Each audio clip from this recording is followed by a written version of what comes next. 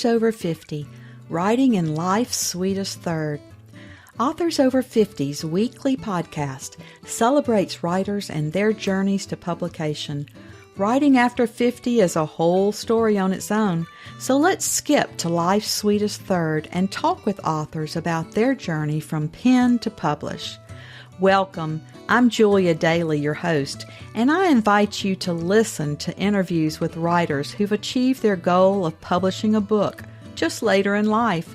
We've seen award lists for under 30 or under 40, but I've yet to see lists for those who've achieved a significant milestone of their own, launching a new career and publishing their first book after the age of 50.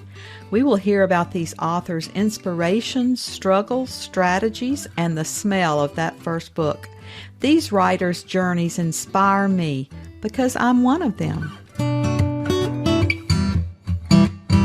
My guest today is a senior-level library administrator with over 25 years in education and considerable international experience. He is the dean of Troy University Libraries. Before entering the library field, he spent 8 years as a history teacher in Georgia and 1 year teaching English as a second language in Slovakia. He has been published in several peer-reviewed journals, has considerable experience writing and implementing grants, and has presented nationally. In 2015, the Carnegie Corporation, American Library Association, New York Times, and the New York Public Library presented him with the I Love My Librarian Award for his work in public outreach. His memoir is about his experiences teaching English in Slovakia. Welcome to Authors Over 50, Christopher Shaffer. Thank you for having me. Chris, our opening question is always, what took you so long to write your first book? I think I was like that bad student in high school. I'm thinking about it. I'm always thinking about it. And to some extent, that was true. I actually did a couple of drafts. And I tried to do one that was a work of fiction and a little bit romantic. And I found it. I've still got it. It's absolute dreck. And I finally reached a point that I knew what I wanted to do and how I wanted to do it. It was much more straightforward. And it just so happened that I was over 50. Well, you taught English and history. What led you into the library arena? I wanted to stop teaching history. And I broke up a fight between two ninth graders. And I got mine, but the other person lost hold of his. And the girl, it was two girls. One of them jumped on my back while I had the other one pinned down, and her eyes were swollen shut. And so she started biting and couldn't see who she was biting. And I ended up having to go to the ER and have an AIDS test and all kinds of other things. And I decided I could imagine a more inspired destiny for myself. That is quite a story. You might have to use that in a novel one of these days. Once you wrote this book, how did you proceed? Did you search for an agent, decide to use a hybrid, a small press, or did you self-publish? I did some Google searches and found maybe 6 presses that seemed to fit the bill, and submitted it to all of those, and Hellgate Press in Oregon accepted it. And so it's a small press in Oregon. I like working with small presses. That's what mine is. It's a micro press, and it's nice just to have a partner in this humbling industry. Well, it's very nice. The downside is there's not much publicity. They really expect you to do some legwork and get out there and make presentations and then sell the book yourself. The bad news for me is I still work a full-time job, and I supervise 3 libraries. So that has not been all that realistic. But they produced a wonderful looking book. I mean, I think if I had decided to go the vanity route and done it myself, it would have not have been a good product. Well, publicity is the bane of all of our existence, I think, here in the publishing industry, because even the big five require their authors now to get out and do most of the legwork themselves. So we're all kind of in the same boat. Have you found any publicity that worked for you, or maybe that didn't work that you can share? The main thing that I've been doing that has worked is to find people who would naturally be interested in the topic. And what I've discovered is that online, primarily Facebook, you have all of these Slovak groups, and they tend to be Slovak Americans who are maybe usually second generation, sometimes third, and they have become interested in learning more about their country. And so that's sort of been a target audience that has worked. I found this one page called Slovak History and did a post, and I think I sold about 25 books in a weekend, because I get quarterly statements from the publisher, and so you can kind of see when there's a blip, a bump in the sales, and so that's worked well. Well, tell us how you chose to go to Slovakia. I was on an abroad program in Germany for my final quarter at Auburn, and took a weekend trip to Prague and just fell in love with it. And then backpacked for 2 weeks after the study experience ended, and was walking down a street and saw a sign on a telephone pole where you could rip off phone numbers. And it was like, do you want to come teach over here? It was, of course, Czechoslovakia at the time. And with all due respect to the Slovaks, I was trying to get back to Prague. And so I took it, called the number. It turned out to be the University of South Alabama. And they were partnering with a group called Education for Democracy, EFD. And I applied and was accepted. By the time all of that had happened, the Velvet divorce had happened. Czechs and the Slovaks separated. And I was sent to Banska Bystrica, Slovakia, which I had never heard of in my life. Beautiful medieval city. It had been a copper mining town that the Fugger family established, and just a great experience. Had you any experience in English as a second language? Didn't have a clue what I was doing. And the one thing in my favor was that my English was better than theirs. So I was a conversational English teacher. I had 2 classes that were conversant, and otherwise I was like the teacher's assistant in the lower level classes. And so she would tell me what to do, and I would go do it. Well, that's so interesting. I've always thought that would be a wonderful thing to do, is to teach ESL, but I volunteered actually one time, and they were from Cambodia and didn't know a word of English. And I ended up using a lot of picture books, and trying to teach words, but it's very difficult. It is. And I did have a couple of private tutoring sessions, and one of them, it was about an 8 or 9 year old boy, and he did not know a word. And the Slovaks can be very pushy in a polite way, and there was no way I was going to get out of teaching this kid. And they also fed me and paid me, so that was pretty good. But it ended up being direct method on steroids. All we could do was I would point at a chair and say, chair. And we ultimately graduated over the course of a half year to I was making up fairy tales where he was the main character, and we were doing that. Well, that's a lot of progress there in a year. Yeah. Because I don't think I can learn a second language. I have 4 grandchildren whose first language is Spanish, and I tried to learn a little Spanish, and I think you just really have to have an ear for languages. I think it's a hidden gene that some of us just don't have. Well, I'm terrible, and to make it worse, my mother's a French teacher. So, and my best friend was a German teacher. Oh. So you were caught in the middle there. And meanwhile, I'm Ned, the 3rd grade reader. Wow. Well, tell us a little bit more about your writing process. Are you a morning person or a night person? How did you write around your full time job? Well, this was kind of a one off for me because I tend to be very random in how I approach things. I mean, I would never advise someone to write a dissertation the way I did because I'd do nothing for a week and then I'd open a bottle of red and write 25 pages in a day.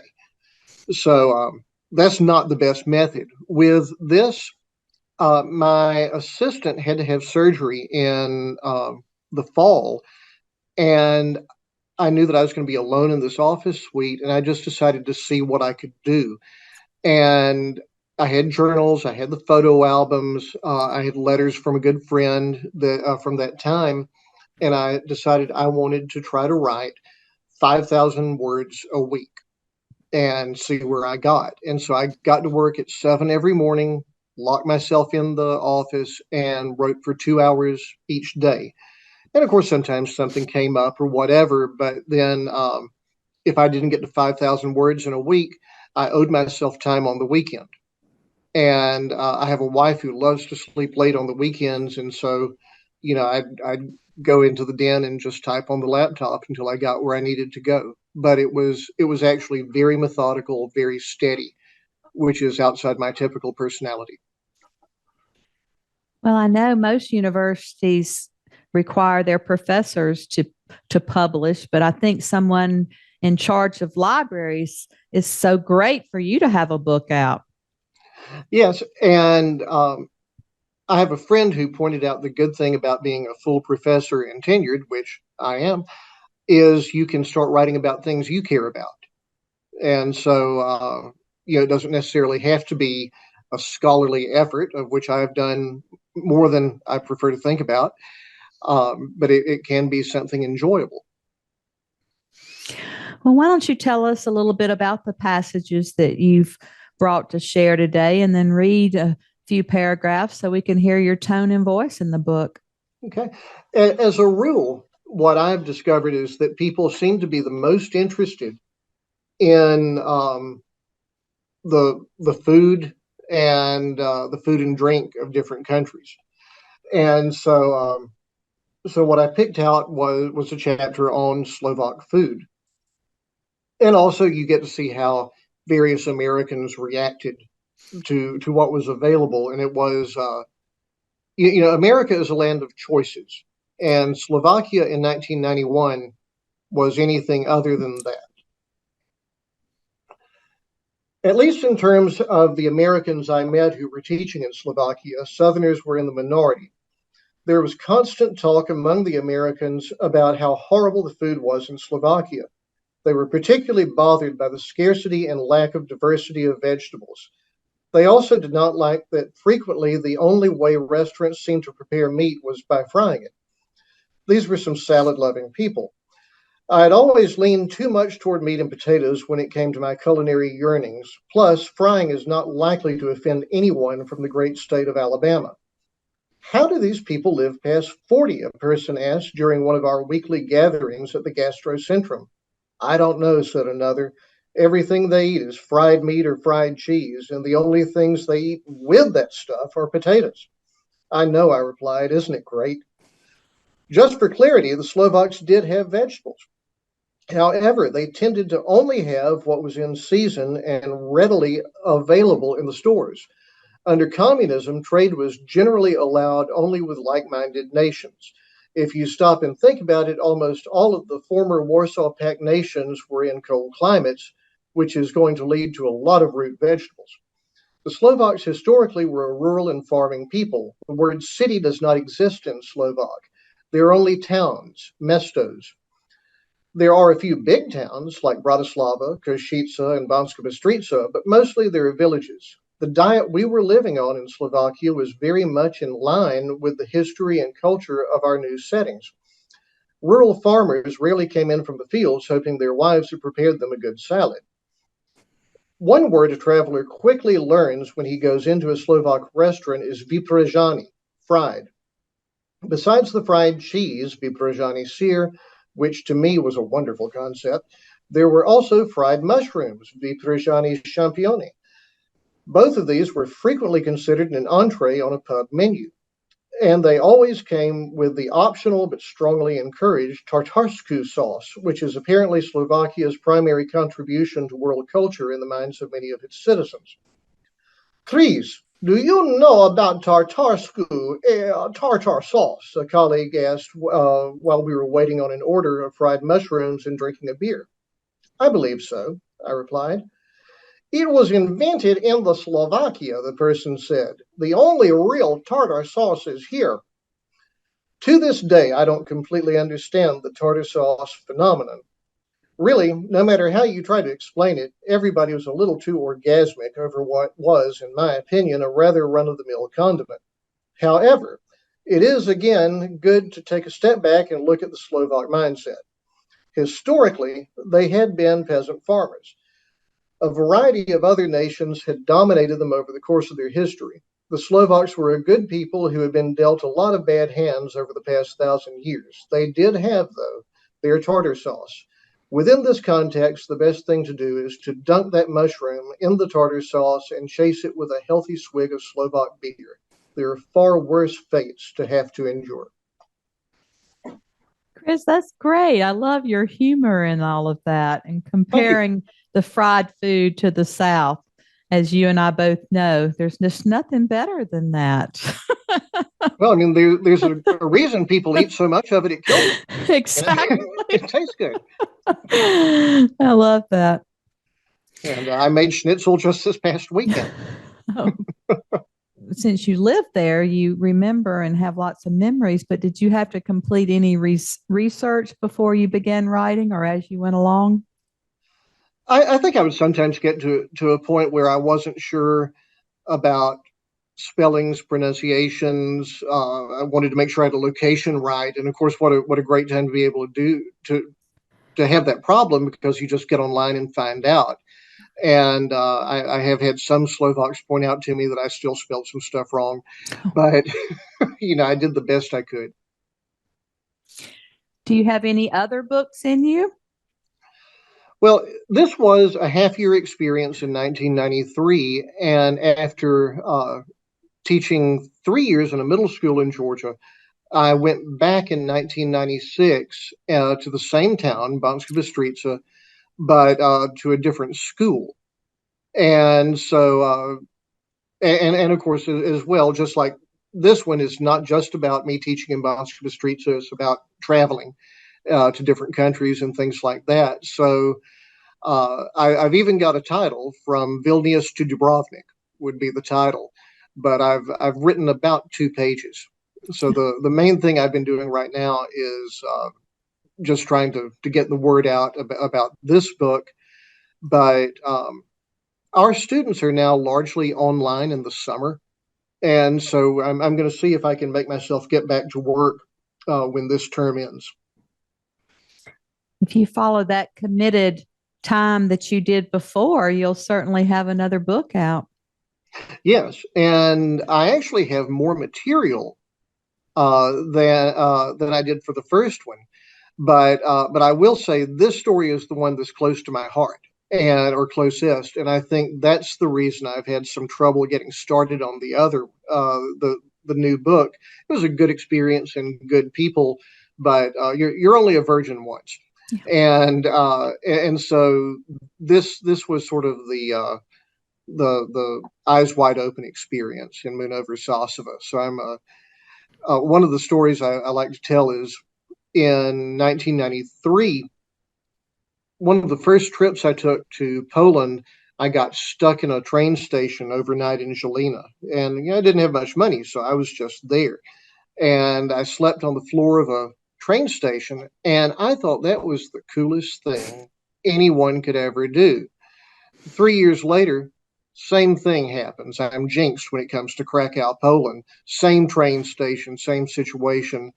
And I'm sitting on that floor and I was like, holy God, this is horrible. So, you lose some of your spirit of adventure, or maybe you Well, just get smart. our perspectives at different times of life are certainly different. Yeah. Well, I think writing my first book, I certainly learned the craft. It took a lot of of switching over from public relations and marketing, which my careers had been, to learn to write fiction. And then my second book came a lot faster. So you'll probably find that as well. I've had other people say that to me, and so I'm curious. Mm. As I told you, I kind of tried my hand at fiction, and we just discovered that was not going to be the genre for me. So that takes a lot of creative effort. Well, now they have the term creative nonfiction. So you can take something that was actually true that happened, and then you can create or wrap it in fiction as well. Right. So that's an interesting concept. What do you think was the best money you ever spent as a writer? Probably an editor, and she popped me for the same things I've been popped in every journal article I've ever written. I have an affinity for the passive voice, and it needs to go away. I know. I think I have the same thing, and I think it's because it's the way we talk, Yeah. and that's what we put down on paper. But passive voice is certainly one of my issues as well, and repeated words. I use the same words to describe a lot of things. Oh, yeah. It's sort of like the Center for Excellence in Excellence, or something like that. I've caught myself doing that many times. Yeah, but editors are certainly worthwhile because I could pick up your work and find all of your errors almost immediately, but I can't see my own because we are so accustomed to it and we've been over it so many times that Oh, my exactly. our mind just fills in that blank. And when I was working on my dissertation, my chair and I read through that thing. God only knows how many times. And when it was over, I took it out and I wanted to turn a section of it into an article. And the first thing I found was this glaring mistake. And I was like, how in God's name did we miss that? And I just closed it and I've never opened it again. Listen to this, coming from the South, this is almost blasphemy, but I had about five editors look at this work. And when I was ready to publish, we had actually published a few copies, the advanced reader copies. On the front page, the first page of the book, y'all was misspelled. It's just Well, awful. they can get you deported from the South. I know. I was just shocked. So we Right. do need lots and lots of eyes on our work. And there will still be mistakes. Yes. It's just the way it is. Yes. What does writing success look like to you? For me, I'm minor league, and I'm well aware of this, and so I think every time I get a positive review or a happy email, that's success for me, and I have really enjoyed seeing comments by people who are of Slovak descent Yeah. who have said thank you for writing this, and you've done what I was hoping I would do. You have done a good job of representing our homeland in a positive way, and it was just such a great experience in my life. I felt if there was any sort of a burden here on my part was the pressure to get it right and to be amusing without being a jerk, and so if I pull that off, I'm a happy guy. I certainly think you did. From what you read to me, that sounds great. Well, thank you. And I think that's my favorite part is interacting with readers, not your family, not your friends who are going to brag on you anyway, but just somebody off the internet who says thank you for writing this, and it meant so much to me. But I think I've only had a handful of people. I maybe four who did not like it, and that's fine. I can live with that. Yeah, every book is not for everybody, you know. But, well, as I pointed out to one woman, it's not my fault you don't have a sense of humor. And That's great. Well, Chris, as always, our last interview question is, our writers over 50 are a unique set. Do you have advice for writers 50 and above? I think one of the great things about publishing at this age, and it's not middle age because I don't know a lot of 104-year-olds. So, but I think you have a wealth of perspective that you don't have in your 20s or maybe even in your 30s. So I was able to look at my experience, write about it far more objectively than I think I could have in the moment, but I could also put it in context of the world we live in today.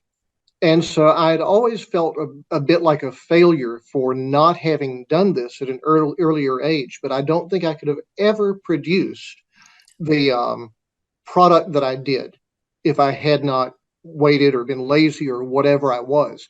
But this is something I thought about truly for 30 years. I came up with the title on my last night in Slovakia. We had a party, and Sasebo was a suburb of Banska Bystrica. And so it was just all of these high-rise flats, and they all looked exactly alike. And everything ran off coal. And I'd been there during the winter months. So most of the time I was there, when you're coming home from work, the skies were just kind of gray and brown because everybody's gotten home, turned their heat on. And so I'm out on the porch, might have been drinking. And I was talking to the guy I shared the place with. And I said, well, Meryl, would you look at that?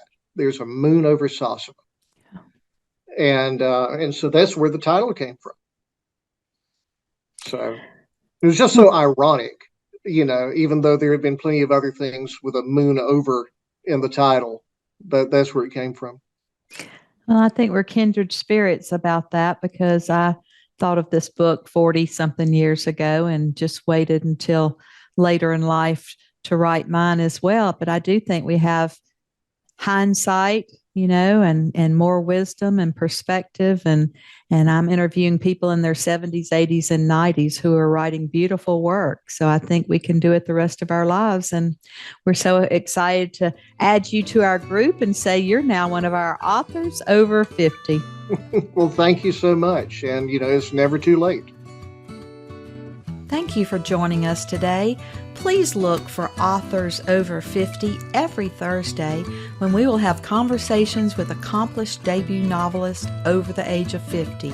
Please subscribe and share with a friend, and check out my own publication journey after 50 at www.juliadaily, that's D-A-I-L-Y, like dailynewspaper.com. Until next time, keep reading and writing. And remember, it's never too late to fulfill a dream in life's sweetest third.